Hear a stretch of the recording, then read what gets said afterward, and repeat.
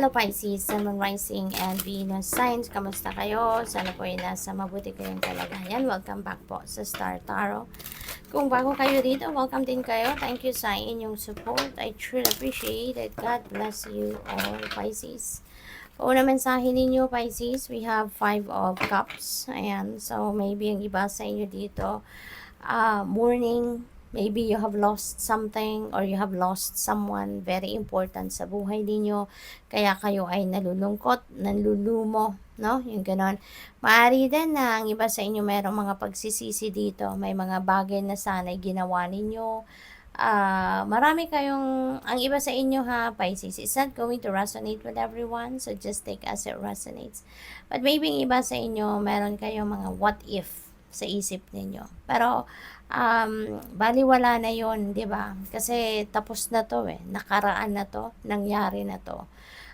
Kaya nandito na kayo sa puntong nalulungkot kayo. Kasi maybe may kulang kayong ginawa, di ba? Kaya nanghihinayang, nagwa-what if kayo, pero move on na.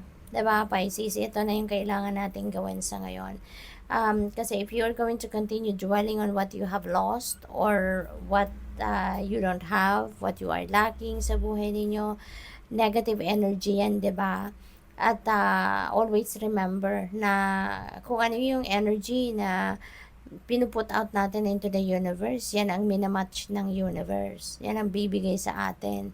Kaya, wag na tayong mag-dwell on sa problema, wag na tayong mag-dwell on sa lungkot, sa mga regret na to. Kasi the more na mag-a-attract tayo ng more things or situations pa na mas lalo nating ikakalungkot, 'di ba? Kaya tama na 'yon na naramdaman nyo yung lungkot, tama na 'yon na naramdaman nyo na nanghinayang kayo at gamitin nyo yung mga naramdaman ninyo yan, mga sitwasyon na yan, para mas ma-motivate kayo na i-improve ninyo lalo yung inyong sarili.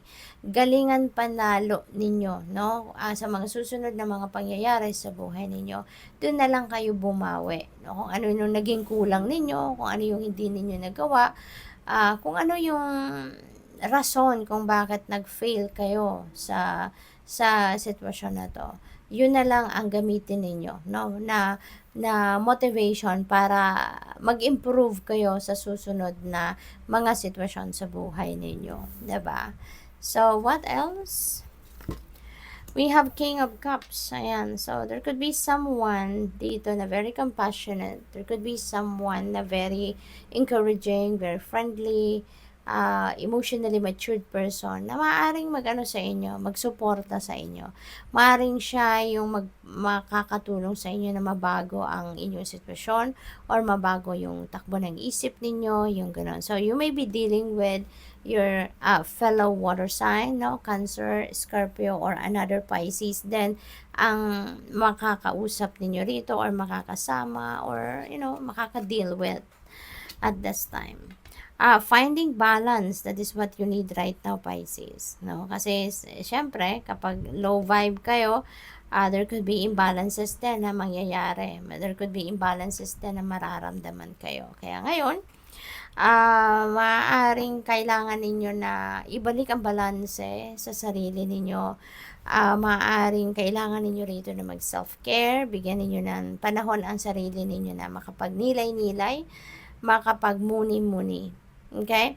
Para nang sa gayon maibalik ninyo yung sarili ninyo sa sentro, para makapag-isip kayo ng mas maayos, mas mabuti, mas organisado. Okay? Maaari din na maraming ginagawa ang iba sa inyo. Maybe you are multitasking big time, kaya yan din ang nagiging rason ng imbalance, no, sa sarili ninyo. So you may need to manage your time wisely. Okay? Set your priorities at lagi ninyong alalahanin na dapat lahat ng areas ng buhay ninyo nabibigyan ninyo ng oras, panahon, atensyon, no? Hindi lang yung iilan lang parte ng buhay ninyo. Hindi pwede yung puro lang trabaho, puro lang love life, yung ganon. So we need balance, no? Kailangan natin ng oras sa bawat area ng buhay ninyo, lalong-lalo na doon sa sarili ninyo, sa self-care, no? Sa pag-aalaga sa inyong sarili. Yun ang dapat na first priority. There is success, no? Magtatagumpay kayo sa ilang endeavor ninyo, sa ilang parte ng buhay ninyo, pinagkakaabalahan ninyo, pinagtatrabahuan, pinagsisikapan ninyo. There is success waiting for you, no? So, napakaganda nito kasi magtatagumpay kayo sa area ng buhay ninyo na ito. At this could be something na talagang pinagsikapan ninyo in the past. At ngayon, finally, makukuha nyo na yung tagumpay. No? So, this is your triumph, your success, yung fruit of your labor. Makukuha nyo na. This could be a time also that you will experience prosperity and abundance kasi maaaring magkaroon kayo rito ng financial gain, financial reward, no? Depende sa inyong sitwasyon. We have the Chariot. Yan. So, travel, no? Magta-travel kayo, Pisces. This could be long distance, local travel, mga ganon. Pero baka road trip, magta-drive siguro kayo, Pisces. And there is another success dito na maaring makamit din kayo. Na kung ano man ang purpose ng travel ninyo na to, there could be success there as well.